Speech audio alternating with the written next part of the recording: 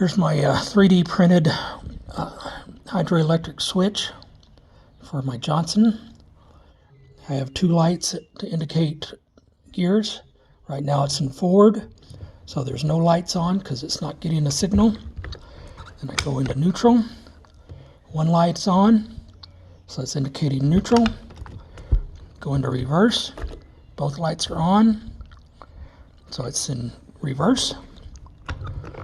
Back to neutral. Still have to tweak it, but there it is, back into neutral. And then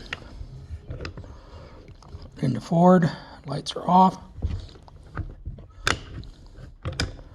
Back into neutral again. Then switches off.